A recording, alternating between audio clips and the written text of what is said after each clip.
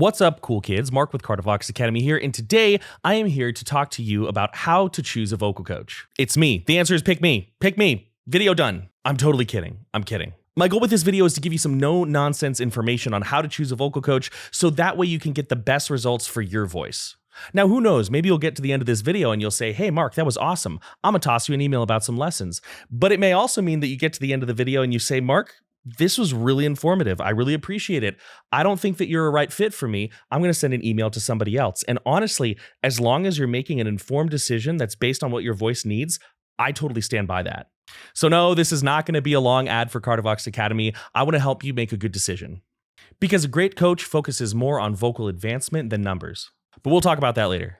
Now, a quick caveat before we jump into this. I am a guy who likes to stay in my lane. So what do I mean by that? If you are out there and you are thinking that you want to start a career in competitive opera, if you're out there and you want to sing, arias, or you want to have like a world touring classical vocal career, A, I'm not your guy. I'm a death metal and deathcore vocal coach. And B, this criteria may be a little bit more loose and relaxed than what you're looking for. So that's something to keep in mind. If that's what you're trying to do, this video might not really be very useful for you. But if you want to sound like a screeching banshee, an angry demon in Satan's toilet bowl, or, a pissed off, angry caveman, I don't know, any of the genre sounds, a Nazgul, then this is a video that you should watch. Last caveat here, nothing in this video is going to be a passive statement against the other coaches that are in my field.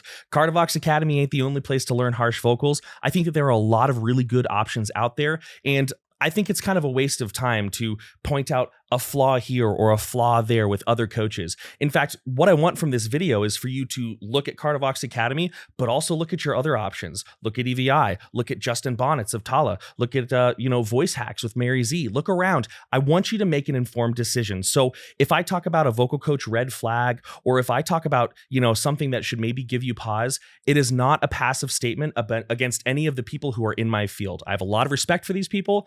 I don't have a lot of communication with them. So the last thing I want to do is, put them in a bad light. That's not what I'm here to do. I want to give you, again, no nonsense facts that you can use to make a good decision for your voice. The first thing to think about, and this may kind of surprise you, is do you actually need one? I totally understand the mindset. You're on YouTube or Instagram or TikTok, you're scrolling through, you see these amazing people doing amazing vocals saying, hey, I can teach you how to do this too. And you think to yourself, hey, this might be worthwhile. This may be something I should do. But I think that that's your first moment of pause. Now, pursuing a vocal coach is a great option. Obviously, that's how I make my living. So I'm not here to tell you not to do it, but I'm here to tell you first and foremost, think about the fact, do you need one? I remember a lesson I gave a few years ago. It was with a Fortnite developer, interestingly enough. And he got into the call. He was set up. He had a great setup. I could hear him clear as day. He hadn't been able to send over any clips ahead of time, so I wasn't quite sure what I was going to be hearing. And I said, okay, we did our little meet and greet. And I said, I'd love to get a little buffet of what your voice sounds like. I'm not interested in your craziest scream. I'm interested in what you're the most comfortable with. If you were walking down the street and somebody was like, do the roar, what would you do? And he blew me away. His range was impeccable. His tone was perfect. His airflow was even. There was no strain in his voice. He was doing false chord, fry. He was mixing these things together. His articulation was either crystal clear or muddy as hell, whatever he wanted. And I said, bro, what are you doing here? Needless to say, that was the last time I saw that guy, and for good reason, because he doesn't need me. He needs to go make a career in music. So let's talk about a few ways that you can know whether or not you actually need coaching. The first reason would be that you are a beginner and you have no idea what to do. You've watched tutorials online, you've read articles on Reddit or in Discord groups. Nothing really makes sense to you because it's not one-on-one and personable. You've tried a couple grunts at your computer or in the car, you feel lost, everything is janky, you just don't understand. If that's you, then vocal coaching could be a very, very, very good option. Another great reason to get a vocal coach would be that you sound kind of okay, but it hurts. It hurts a lot, or a little, or it hurts sometimes and not other times. This may be a bit unpopular, but for anybody to say, oh, metal vocals are 100% safe is a bit misleading, right?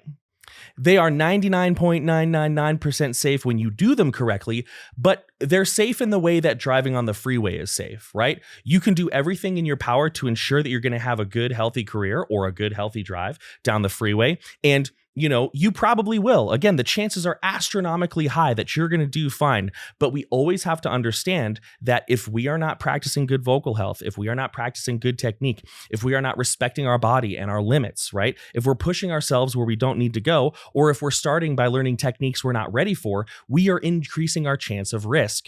A vocal coach, such as myself, or other people in my field, understand vocal damage and how it works and what to look out for. We understand what sounds we hear that might not hurt today, but could hurt in a couple months. So if you're having some pain and you don't know how to go about it, a vocal coach is a really good option for you to figure out what's going on and to fix it. In fact, I would say about 15 to 20% of my personal student volume, I can't speak for anybody else, is people who sound okay, but it hurts. And most of what we do isn't teaching them a false chord, it's figuring out what hurts and then fixing it. Another great reason to get a vocal coach would be you've hit a plateau. Maybe you have a really great false chord or a really great fry, but you can't take it anywhere. You try to lift it, you try to drop it, you try to add some contrast to your voice. Maybe your voice is awesome on a technical level, but it's monotone and emotionless, and you really don't know how to bridge that gap. That's a really great reason to get a vocal coach as well. A lot of the times in the metal vocal world, and maybe even the clean singing world too, we think of metal vocals as just the tone, as just like, the but there's so much more than that. There's expression, there's contrast, there's conveying a message, right? There's interacting with music, there's timbre. There's so much for us to go on. Getting the tone is just one part, the first part of the puzzle, and a lot of people, they get there and they can't get any farther. That's a great reason to get a vocal coach. Now, there are a lot of other reasons, but I don't want this video to be too crazy long. I'm kind of long-winded, so it's probably going to be long anyway. But the last reason is you just want that one-on-one personal interaction. Maybe you're not new and your voice sounds okay.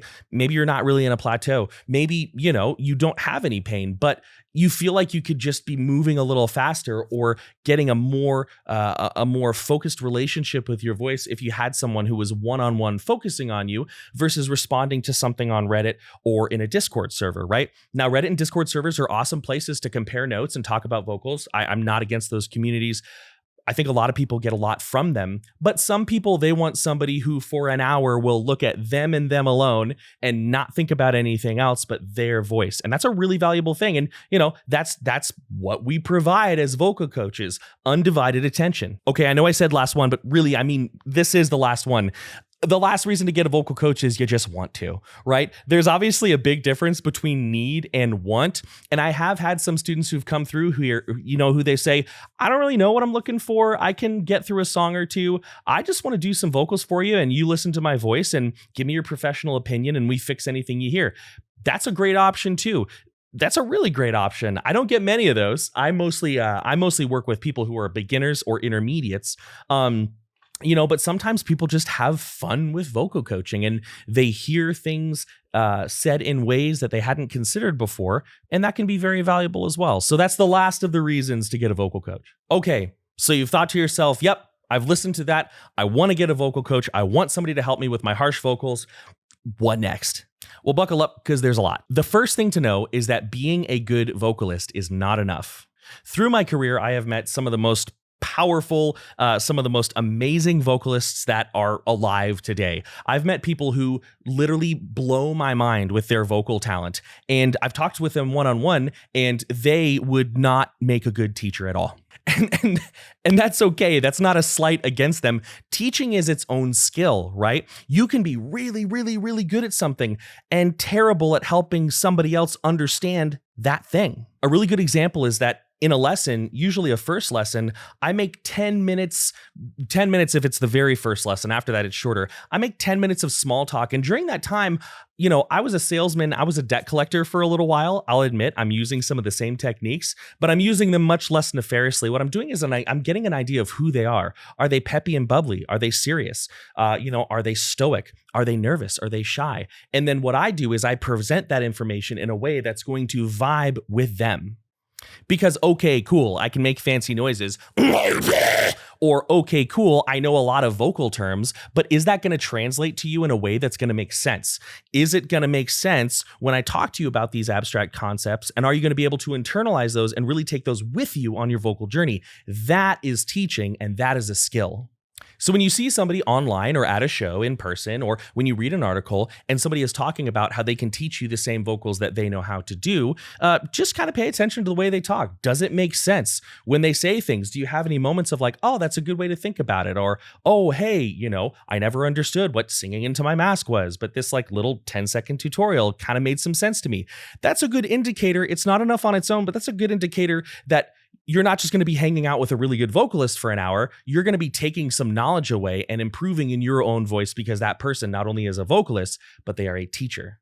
Now, with that being said, because teaching is a skill, it's okay if the person you're taking lessons from is brand new and they're flexing their teaching muscles, but they need to be honest about that, right? When I first started vocal coaching, I did it for free for a long time, right? Because I said to these students, I was like, hey, I've been a vocalist for a long time. I'm learning how to be a teacher, so I'm not going to charge you anything. And I just want to see how I am at this, right? So you're kind of my guinea pig. And since you're my guinea pig, I'm not going to charge you any money, because that'd be kind of fucked up.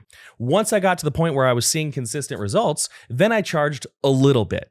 Right? And I only increased my prices to a point where I could live off of coaching when I was consistently yielding good results, when I was seeing more and more and more students say, hey, X, Y, Z issues are getting better. When I would finish with a student and then 6 months later, they'd send me their EP and it was amazing, right? That was the moment when I said, okay, I can ethically justify me doing this for a living, because I have proof in these students that they get better, right? They get better. That brings us to our next point, or that brings us to my next point. The person you're thinking of taking lessons from should have some sort of student testimonial. I am a big fan of video testimonials, or videos of projects from students that you have worked with. I can type up anything and put it on my website and make up a fake name, and that could be a testimonial of mine. I don't know if that happens in the coaching world. I've had that happen in other branches when I was trying to find somebody to work with for, some artwork or things like that. I was like, I think that they wrote these. But they should, and by the way, I'm not saying that if they only have text testimonials, that means don't work with them. I would say that maybe that means you just kind of raise an eyebrow and look a little bit more diligently. That person still could be a great coach for you.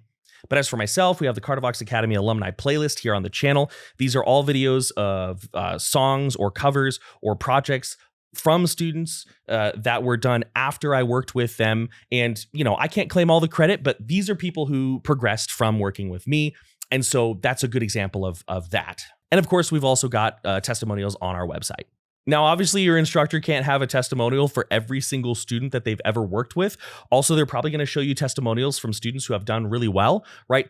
There's not much of a reason to show a testimonial for somebody who's 1 lesson in or 2 lessons in, because they're probably still deciding if they want to continue working with you at that point. Or, they may want to reserve some of their testimonial until a little bit later. They might say like, hey, I'm happy to give you a testimonial, but let me get like 5 lessons in first so I can feel honest about what I'm saying. And that's totally fine and respectable. So if the person you're thinking about taking lessons with is like, I've worked with over 1,000 students and they have no testimonials, or maybe like 2,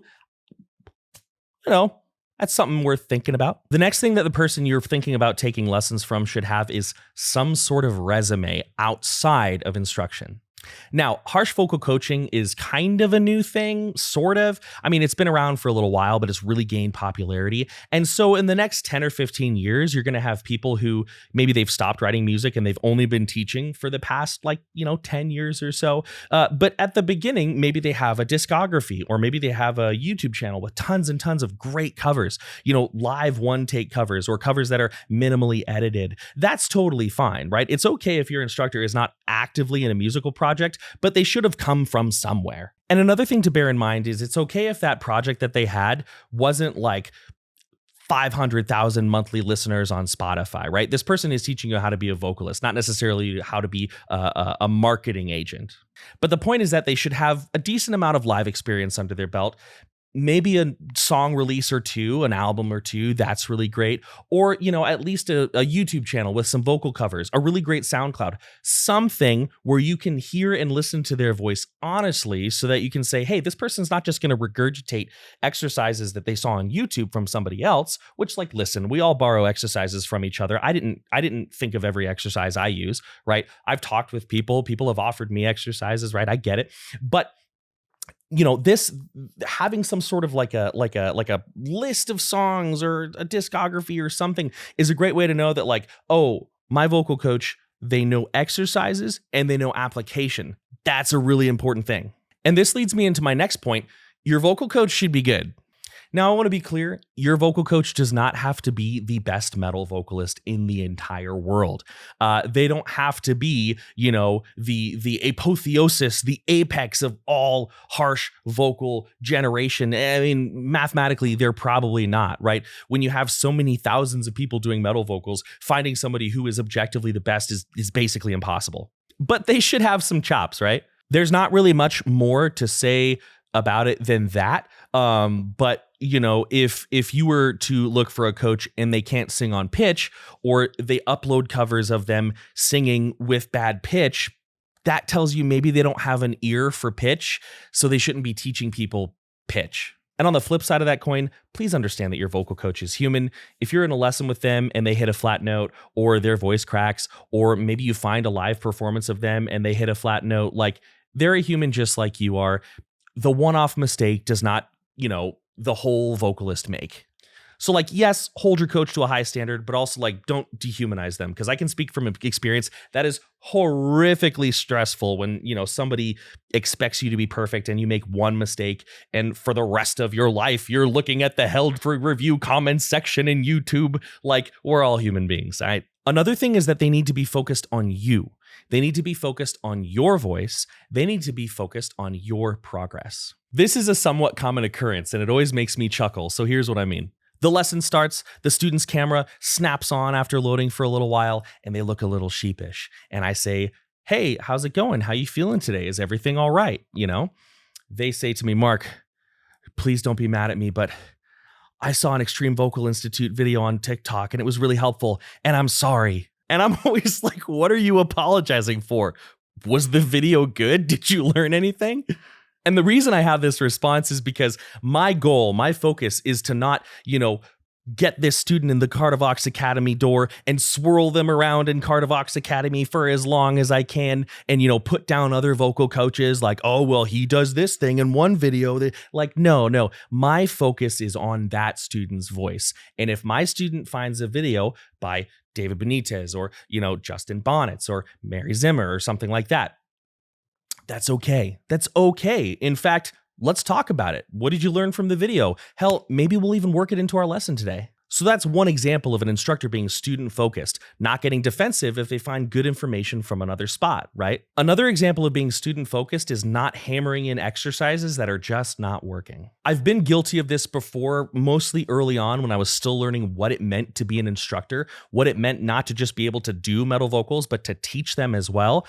This is a mistake that I made a couple of times. Sometimes an exercise does not work for a student, and it's okay, because at the end of the day, we're not just memorizing exercises, we are using exercises to learn about and build relationships with our voice. Therefore, if an exercise doesn't work, it is not a failure of the student or the instructor. It is a signal that it is time to divert attention to another avenue. A good example of this is I have a student who's relatively new, really cool guy working on like a Wilderun, like slice the cake sort of thing. And he was able to do this sound really well. For anybody who's watched this channel, you know that, this is a precursor to which is a really cool sound. But after working with that sound for a little while, it just wasn't clicking. It wasn't doing. And as an instructor, there was a part of me that was like, I know this guy can get this. I know that this guy can get this. We just have to look at this a different way. That right there is selfish. That's a selfish mindset for a vocal instructor. Because if you think about that, this is me chasing my own dopamine hit. I want the success. I want my student to make this sound. I want to sit here and feel good about myself because my exercise worked with my student. Me.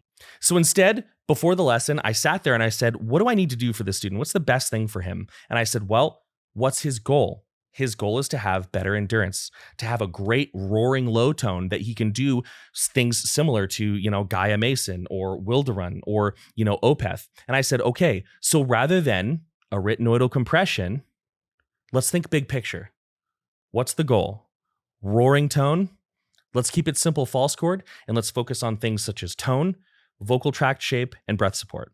And now his tone is getting more comfortable. He's better with his strategic breathing. There's still a long ways to go, but now we're actually seeing improvement because I put my ego on the back burner and I was student focused. And I want to be clear, that's hard to do because you really, like, as an instructor, those wins, that's that good stuff. You get that win where the student, they nail the exercise that they've been working on. And like, I'm gonna be real, that's a great feeling. That's kind of what's kept me doing this. But at the end of the day, you have to put your student first. Now, this is where some people are probably going to disagree with me pretty heavily. And this is why I put that disclaimer at the beginning of the video. Like, if you want to be like a pristine accuracy opera singer, or you want to be someone who is like a perfect classical singer, what I'm about to say is going to be too casual for you. It's not going to be advice that you're going to like. Your instructor should have some sort of formal education, but they don't really actually have to. Some sort of formal education is a huge benefit, right? I know I don't want to say any specific names because I can't remember who exactly has which, but I know that there are some harsh vocal instructors who have a lot of classical training under their belt. That's awesome. That would be a very valuable person to work with. Then you have people like me who focused more on like speech health, right? I went to college for speech therapy, speech pathology. I was focused on phonetics. I was focused on like airflow turbulence. I was even focused on things like dysphagia. Like for a while, I thought it would be really cool to work with stroke patients, just kind of helping them like learn to swallow and eat again. That's something that falls under the realms of speech therapy. Now, this is an important part where I have to say this. I say it every time because I think it's very, very important. I got extremely sick during my last year of school and I was not able to finish my degree. And the reason I think that it's important for me to say that is that a speech therapy degree does, it is something that is in the medical field. And, I don't want to say like, oh, I went to school for speech therapy. And then for people to think that I have the certifications to like diagnose voice. I do not. I carried a lot of what I learned, right? I learned a lot about the muscles. I learned a lot about vocal cord shape, tension. I learned a lot about, resonance, how it works, the different articulators, the way that the vocal tract shape changes turbulence, right? Airflow turbulence. I learned all of these things, but I am not a speech therapist. Now, I just spent some time talking up qualifications. So like, why then do I think it can be okay if your vocal instructor went to school for business or for art, or maybe didn't go to college at all? The fact of the matter is that we live in an age where we have a lot of access to information. All of the textbooks that I learned from when I was going to school for speech therapy, you can buy online for cheap, or you can download for free.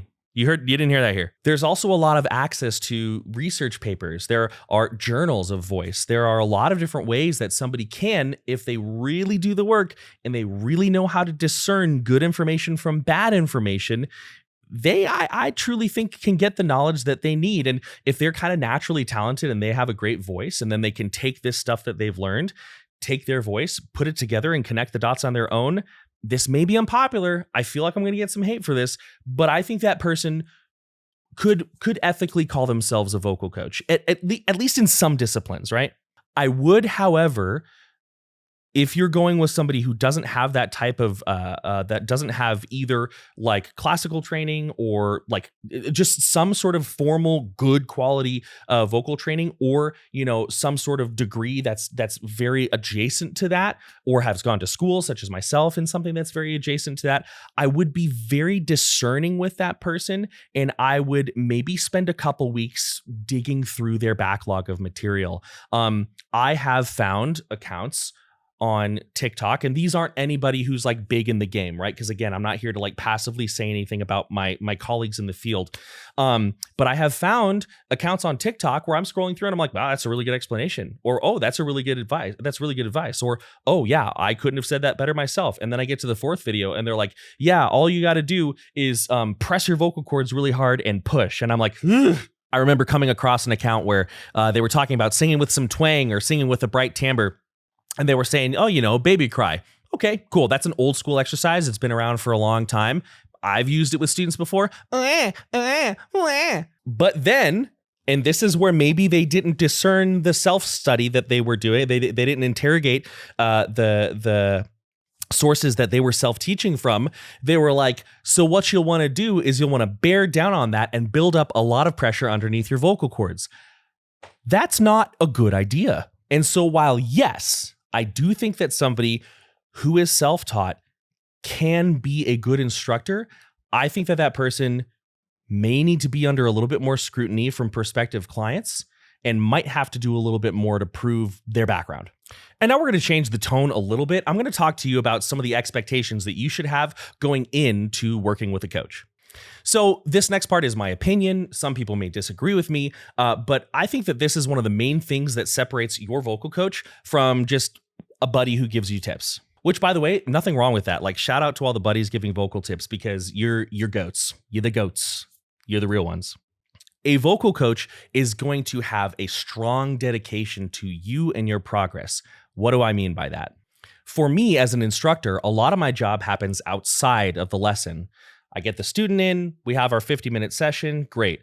On the side, I'm taking a lot of notes. I'm taking notes about their voice, where they are, what's different, what's new, what sort of things have popped up since the last lesson. Then periodically throughout the week or month, I'm reviewing those notes of my students so I can kind of stay on top and remember where we left off. Now, I do forget things sometimes, we all do, but there's a lot of care that I give that student outside of the lesson, even if I'm not talking with them directly. Let's say that a student's not really having a lot of success with a handful of exercises, or there's a concept that's not really making a lot of sense. What I'm going to need to do, and what happens a lot, is I'm going to need to stay up late. I like to go to bed usually around 11. Maybe tonight I'm going to bed around 12 because I need to put my ego aside and do some research. I need to, crack open some textbooks. I need to, hit up Google Scholar and do some research. I need to, reach out to somebody who is really good at this technique and say like, hey, can you just kind of give me another perspective on this? Because I've got a student who I have an obligation, who I have a duty to showing, to showing some success. And I'm kind of, needing some outside advice. That's a lot of it as well, which, by the way, just as an aside, I really wish that there was more communication.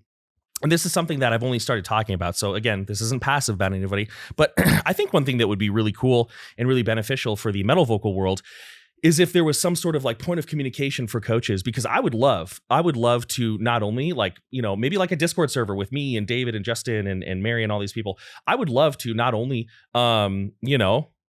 ask for advice, but also toss out some advice.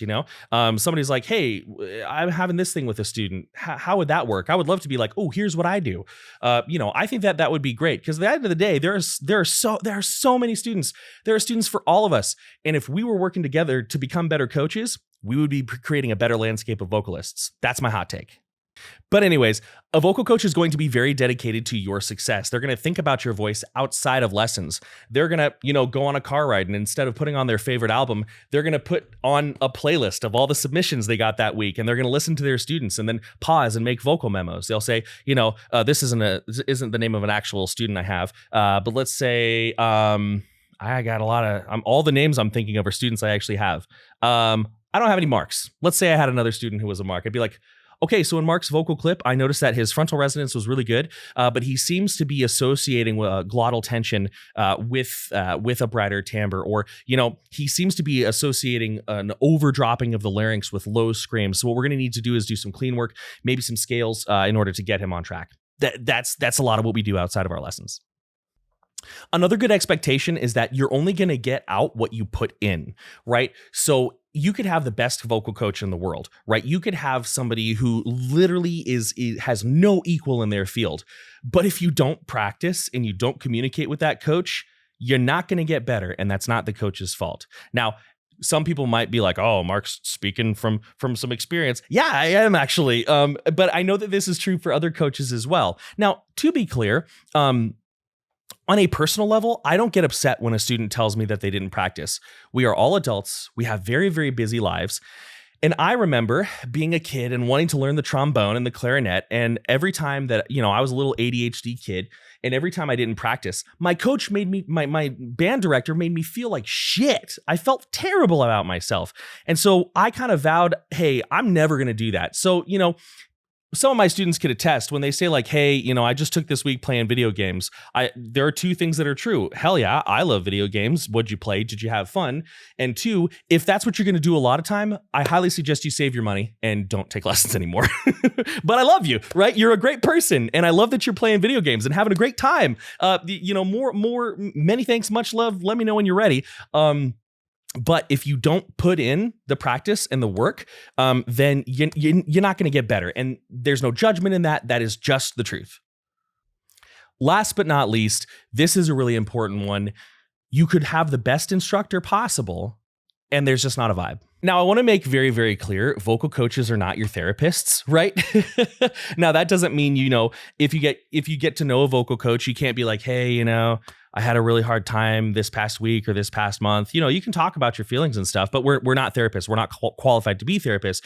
And the reason I'm saying that is because one thing that is very important when finding a therapist is finding someone you vibe with, right? The person you're sitting across the way from, they could have every qualification under the sun, but if they're just more serious and you like somebody more casual, you're probably not going to get much from it. Or, maybe you want somebody who's going to be really, sort of stoic. Maybe, you want somebody who's not going to get too caught up in, side talk and distraction because you're a more focused individual. Again, it's not a fault on you or the coach or therapist in this analogy. It's just not a vibe. And when that happens, it's okay to discontinue. If you have a good coach, they're not going to take it personally because, again, they're student focused. They're focused on your voice. They may even be able to recommend you somebody who would be a better fit. For example, again, I've never spoken to David Benites directly other than like 5 minutes at Blue Ridge, and even then it was very light. But from what I've seen of his content, he tends to be much more serious. I am a goofy goober, and I like to use distraction in my lessons strategically. Sometimes my student will be getting stuck in their head, and I'm like, yo, was that a Star Wars poster back there? Hell yeah. And then 3 minutes later, I'm like, anyway, let's get back to it. What I was actually doing is getting them to get out of that cycle, right? But some people don't like that. Like, I've had students who do not like that. And so they'll say like, hey man, I want somebody who's, a little bit more serious. And like, I could force myself to be like a stoic person that I'm not. But sometimes when I'm like, hey, if you want somebody who's like a little bit more like, again, maybe this isn't how he is in his lessons, this is just from what I see. I'm like, if you want somebody who's a little bit more like straight to the point, serious, maybe check out EVI. That may be a good option for you, right?